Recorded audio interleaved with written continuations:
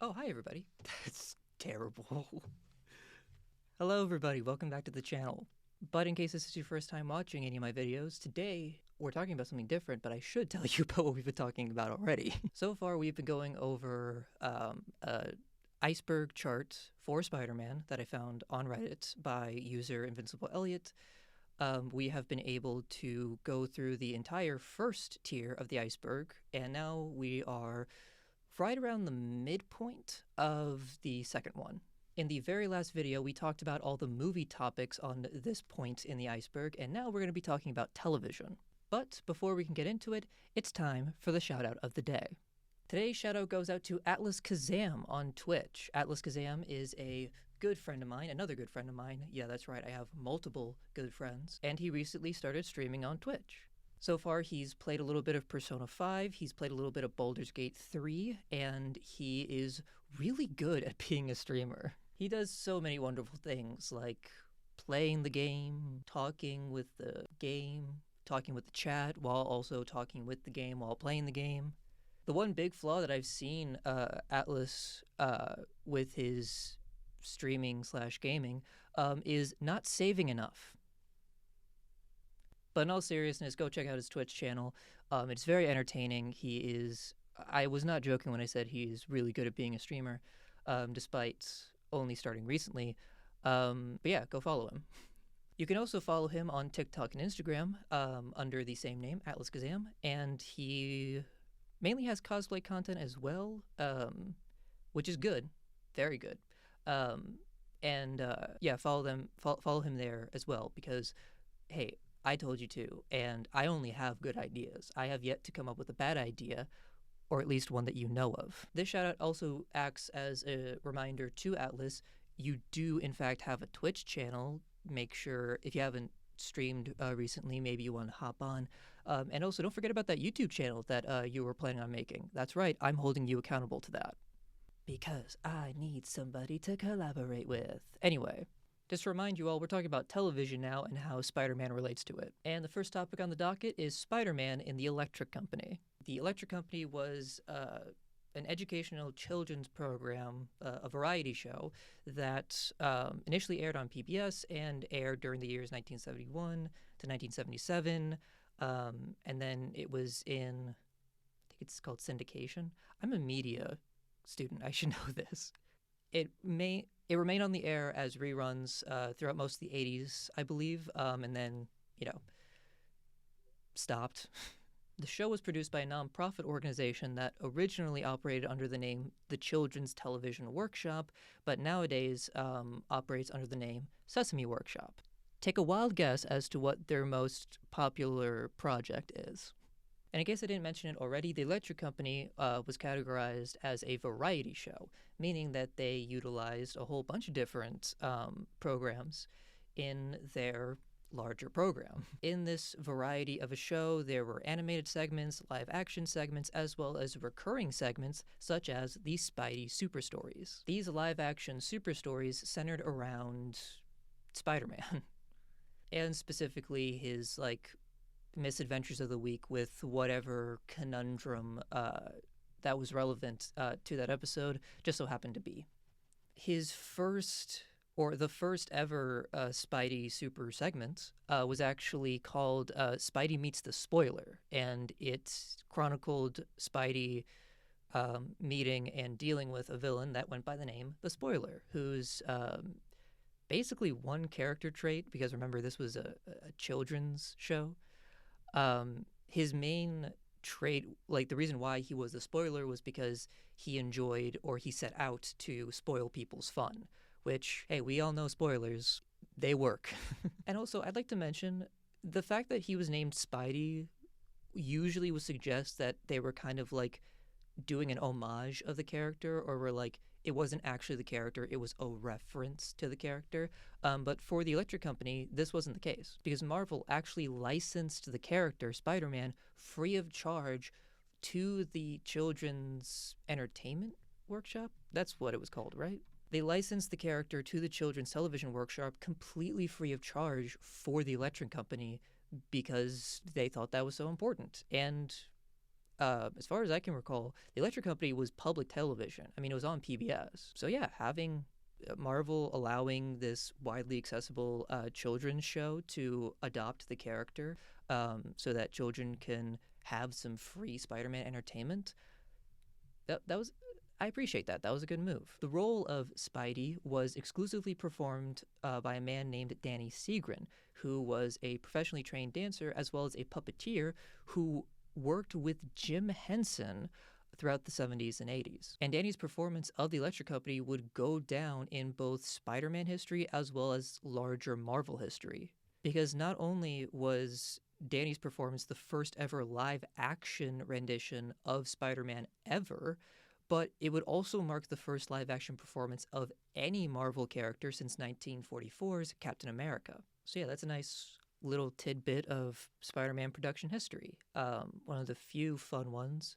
Remember when I was talking about the Spectacular Spider-Man series and how it was seemingly canceled before its time? I remember talking about it, but I also acknowledged the fact that I might have explained it far more stupid than I could now, so I'm going to do a little recap to keep us all refreshed on what happened.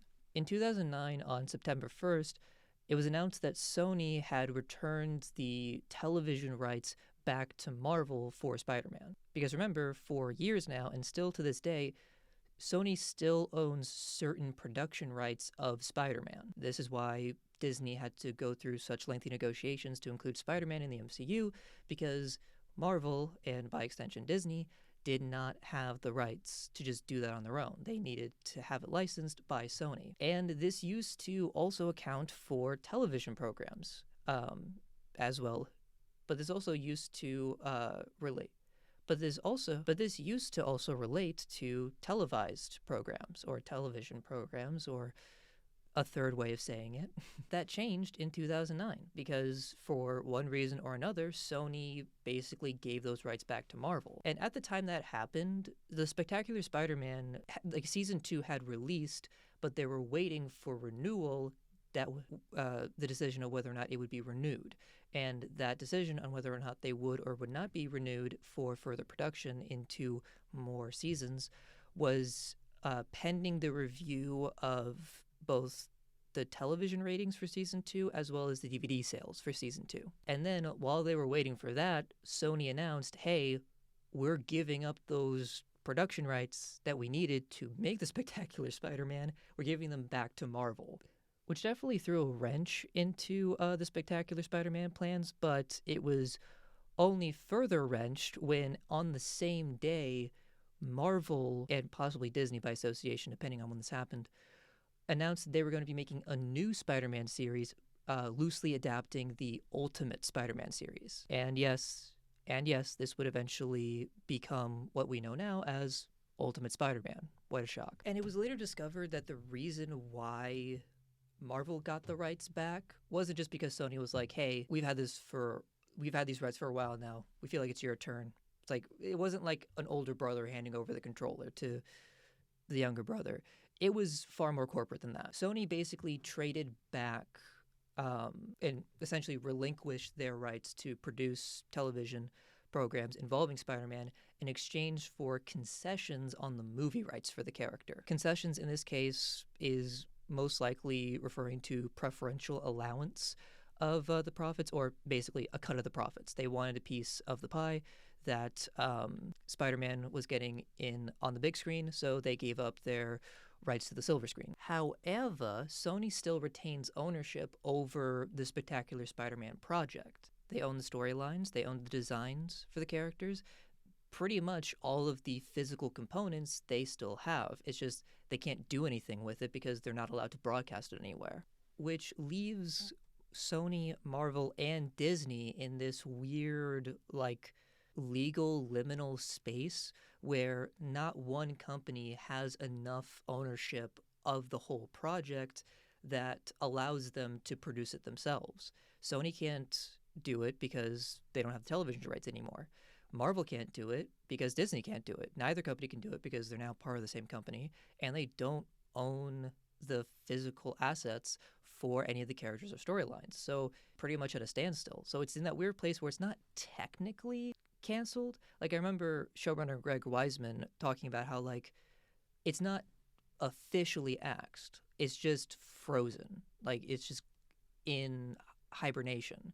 And it's going to take a bunch of legal miracles for it to wake back up, which is a downright shame because Spectacular Spider-Man was going strong. This was purely a decision made by like the higher ups in Sony and Disney, independent of Spectacular Spider-Man's success, because it was hardly like Spectacular Spider-Man was unpopular. Even at the time, it was having decent ratings. And on the production side of it, it wasn't like they were running out of ideas. Greg Weisman had plans, reportedly, for a total of 65 episodes, which, to put it in perspective, that's 39 more episodes than what was fully produced and 3 full additional seasons. And let me tell you, there was a lot of future plans, which is good because, like I said, it's 3 seasons, but bravo, Greg. And let's just start with like the appearances. In these future seasons, Greg had planned for the appearances of a bunch of different characters, such as Scorpion, Hobgoblin, Carnage, and Hydro Man. If you've seen one of my only other like non-Iceberg videos on the channel, you'll understand why Hydro Man, us missing out on an opportunity to enjoy Hydro Man in animated form is so significant to me. Moving on. As well as adaptations of popular storylines from the comics. And before anybody gets too freaked out, don't worry, Sins Past is not popular. However, there were rumors about both Maximum Carnage and the Clone Saga being adapted to the show. Furthermore, Greg Weisman, again, the showrunner, stated that he wanted to develop a Venom spin-off series that would have built off of Carnage's appearance in the primary Spectacular Spider-Man show. And the spin-offs don't stop there either. Greg had like a vision for an entire expansive universe within the continuity of Spectacular Spider-Man. These spin-off shows would have integrated characters like the Human Torch, the Hulk, Beast, Cyclops, and those shows or those appearances snowballing into the development of larger ensemble hero shows like the Fantastic Four, Avengers, X-Men. But that's not all. Greg also had the idea of introducing the character Hobie Brown, which in the 616 universe is the character the Prowler. And in this extended television universe, Hobie Brown would also be the Prowler. And not only would he be the Prowler, but the Prowler would have teamed up with Silver Sable, maybe Venom too, for an anti-hero show. Ahead of his time, honestly. Or maybe he wasn't, but that's still so cool. But that's just all of like the stretch goal stuff with Spectacular Spider-Man. Let's go back to the actual show because Greg ain't done cooking. Weisman always wanted the Spectacular Spider-Man to end with Peter graduating from high school. Basically, the series finale would be Peter's graduation day. But the story wouldn't end there for Spider-Man because Weisman also had plans to further extend the story, much like Teen Titans did, with a series of straight-to-DVD films that would have chronicled Peter's adventures through all 4 years of high school. And, of course, by association, Spider-Man, but that goes without saying, I'm fairly certain. And it also went beyond just, like, new DVDs or new shows. There were also a bunch of new dynamics for characters. One of the bigger ones being for Peter's romantic life. At least to me, it seemed like in the 2 seasons that did end up getting released, Gwen Stacy was framed as the lead romantic interest for Peter, even if Peter wasn't aware of it. And from what I've heard and what I remember, season 2 kind of like leaves that whole dynamic between Peter and Gwen on a cliffhanger. However, Greg's plans had the 2 characters kind of take an alternative. Greg envisioned Peter's romantic endgame going a little differently. You see, Peter would pursue relationships with other characters, such as Liz and Gwen, but at the end of it all, those would just act as sort of like knowledge building or like wisdom gaining experiences for his eventual like final true romance with Mary Jane Watson. And if you are well versed in the comics, especially like historic comics of Spider-Man, this might be a little worrying because of a big factor between why Peter and MJ, or how they ended up getting so close. You see, in the comics, the reason why Peter and MJ get close enough to develop a romantic relationship, it was through their like shared support of each other, processing the grief of Gwen Stacy. And sure, it's definitely possible that the two characters would have ended up dating anyway without having to have it be induced by a tragedy. But despite that, it's still like a lot of comic heads of Spider-Man do trace back Gwen's death as like the catalyzing event for the romance between Peter and MJ. Which, seeing as how both MJ and Gwen are in this show, and Greg had plans for Peter to eventually end up with MJ, and the fact that in the show Gwen almost does die anyway, this can be rather concerning. But rest your racing hearts, because Greg has stated on multiple occasions that he had never had any plans or intentions to kill off Gwen Stacy. He actually remarks on how he felt disturbed by fans and coworkers alike who would like make comments or like ask about like, when are you gonna kill her? When does Gwen get it? Or like stuff like that. Greg mentions, first of all, the Spectacular Spider-Man, while enjoyed by all ages, is still like categorized as a children's show. Listen, I'm not an expert on the intricacies of children's television or like, broadcasting codes or stuff like that, but it's safe. I'd safely assume that the on-screen death of an important named character in the series would never make it to air. It would never be broadcasted. That's like some creepypasta stuff.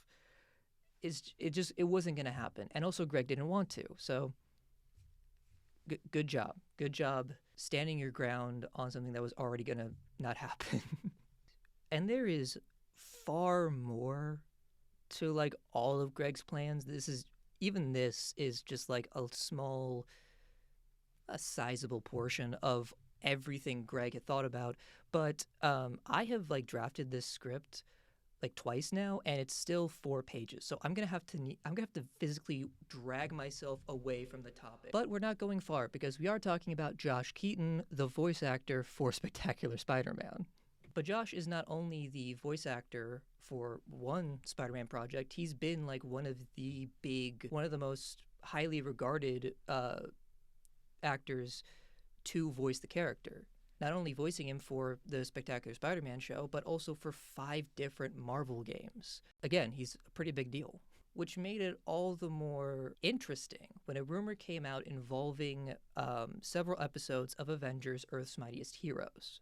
And while the show didn't feature Spider-Man as one of like the main characters of the show, it not only existed within the same continuity as Ultimate Spider-Man, meaning that Spider-Man exists, but Marvel did announce that Spider-Man was going to be making some guest appearances on a collection of several episodes. And then a rumor started spreading that Josh Keaton had gone to Marvel Studios to record lines for these guest appearances for Spider-Man, which got a lot of people excited, and a lot of people were very eager to, see Josh voice the character again, even if it was for a guest appearance or like a couple of guest appearances in like a small assortment of episodes. But they were still like, yes, he's back. And on June 6, 2012, the release, the initial Australian debut of the episode Along Came a Spider, would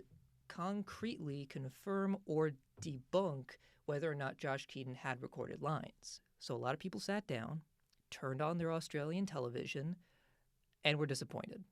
Because instead of hearing Josh Keaton's performance of the character, they heard Drake Bell voicing Spider-Man, which unfortunately does have at least some merit, because he was the voice actor for the Ultimate Spider-Man before things happened. But this didn't mean that fans of Josh Keaton weren't still disappointed. But the surprising thing was Josh Keaton was disappointed that the rumor wasn't true. And not for reasons that you would expect. Somebody took a screenshot of the end credits of Along Came a Spider, the first episode that had Spider-Man and Spider-Man voice acting. And it showed that Drake Bell was credited as the voice of Spider-Man. That person then posted that screenshot to the Keep Spectacular Spider-Man Alive Facebook group.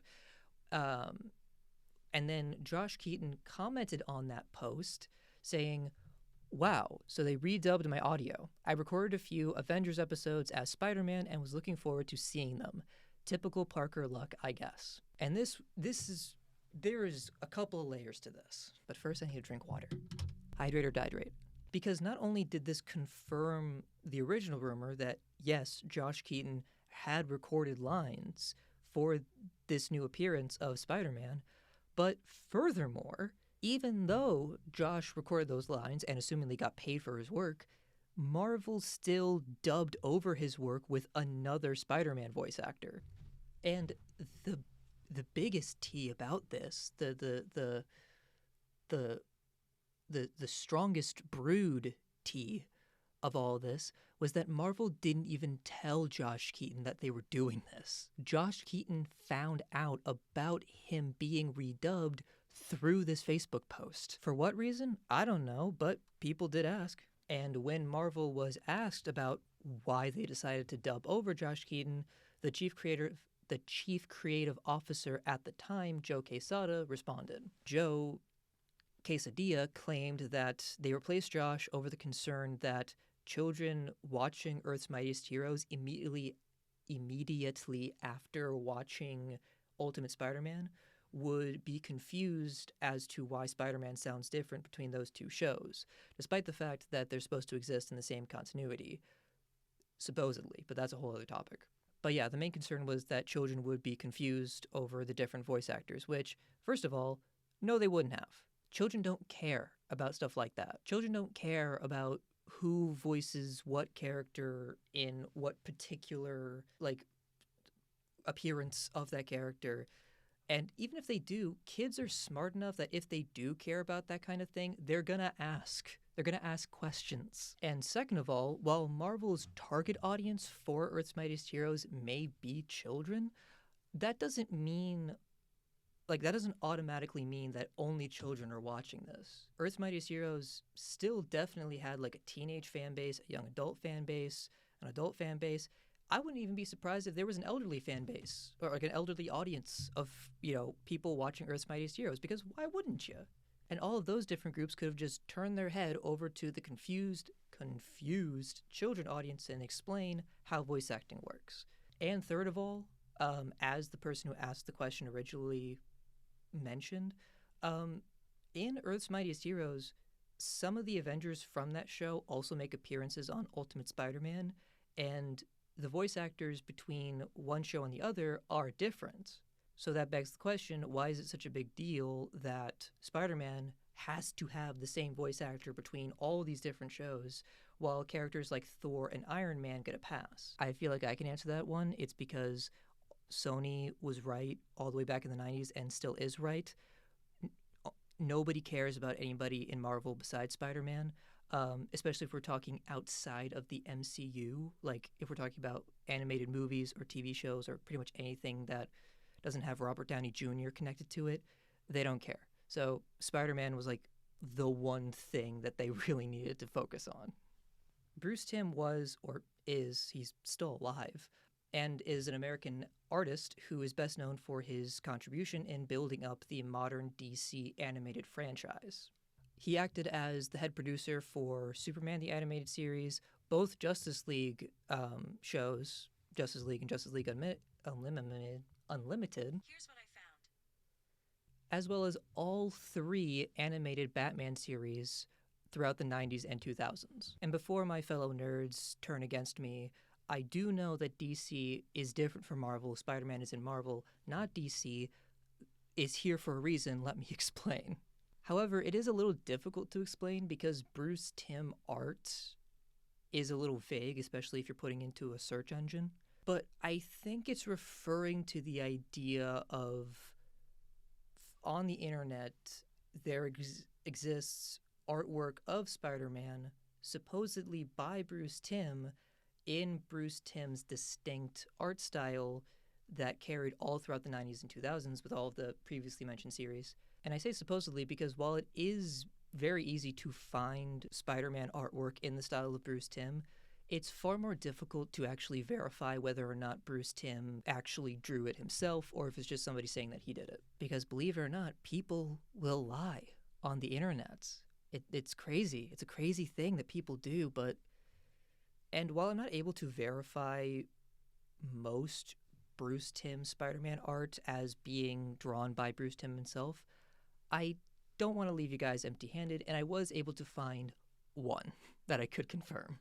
And it's not me fact-checking this and verifying it, it's Marvel themselves, because Bruce Timm is officially credited for drawing a variant cover of 2020's The Amazing Spider-Man number 49, where we can see Mary Jane doing her best Cameron Diaz impression, Peter playing it cool and doing a far better job at it than Harry, and Gwen, who's not fallen for it for even a moment. And last, but certainly least, is Italian Spider-Man.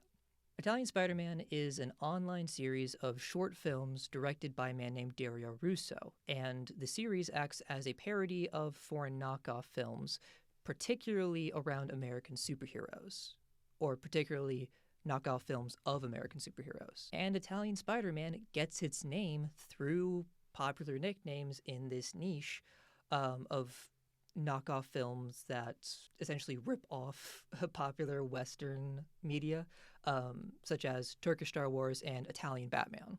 It started out simply as a trailer for a non-existent film that Dario made for his senior finals. And shortly thereafter, Dario Russo posted the trailer for Italian Spider-Man to YouTube in 2007, where it became a cult hit and it expanded into a series of 10 short films. And that's the reason why I'm crediting it in the television video instead of the movies video, because while it did start out as a trailer for a movie, it did eventually become close.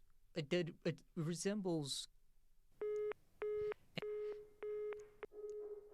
It has a closer resemblance to television. I can talk properly.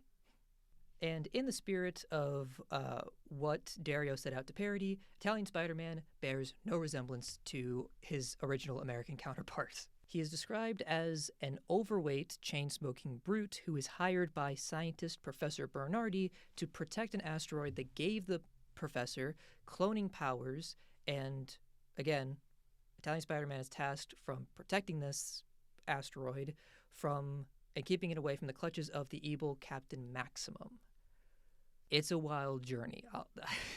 Now, I do want to go into further detail on just how deep the bit goes, on like how separate Italian Spider-Man and New York Spider-Man is.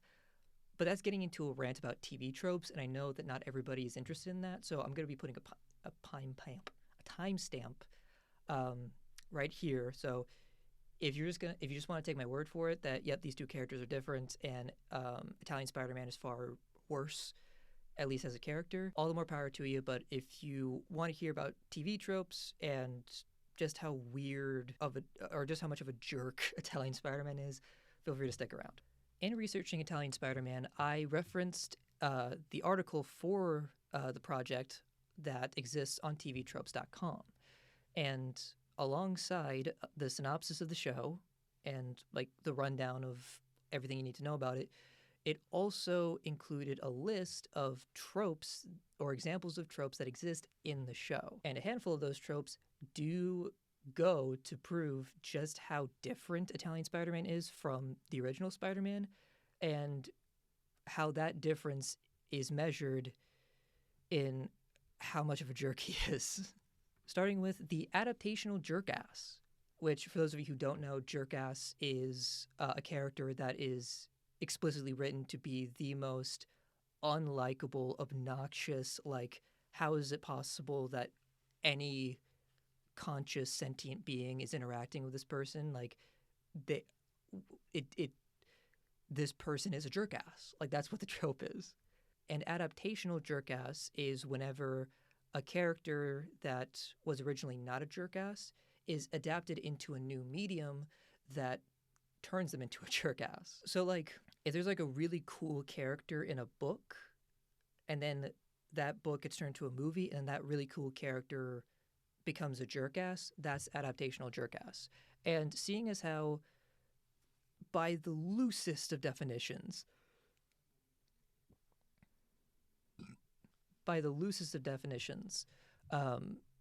Italian Spider-Man is an adaptation of Spider-Man. Yeah, he is an adaptational jerk-ass. And then there's designated hero, which is when a character is identified by the story they're in as the hero, even when they're not doing anything heroic. Like, for reference, the movie Ferris Bueller's Day Off revolves around the idea that you're supposed to be rooting for Ferris. Like, Ferris is the hero in his story. However, he doesn't do anything heroic. He cuts class, he hacks into his school's records to cover up the fact that he skips class constantly, lies to his parents, lies to authorities, manipulates his friends, and like does all of this morally ambiguous stuff, but he's still the protagonist solely because the movie says so. And the fact that all of his actions are questionable at the very least doesn't factor into that. He is just the character that is the hero because he is the character that is the hero. And Italian Spider-Man is very much the same way. He is described, another description of him is a perverted slob, an enormous hypocrite who uses women as human shields, brutally murders thugs who pose little to no harm, and goes off on capers for pretty much the hell of it, not out of any sense of right and wrong. So basically, he's just a thrill seeker who gets paid to do things, and he doesn't do them in a morally righteous way. But he's still a hero because, you know, the show or the movies are named after him. So that's why he's the hero. The third trope is politically incorrect hero, which is pretty self-explanatory, but let me explain. This is a character that is either the main protagonist or is a character that we, the audience, are supposed to sympathize with, who acts in ways that are derogatory to anybody, whether it be sexist, racist, or any other ist.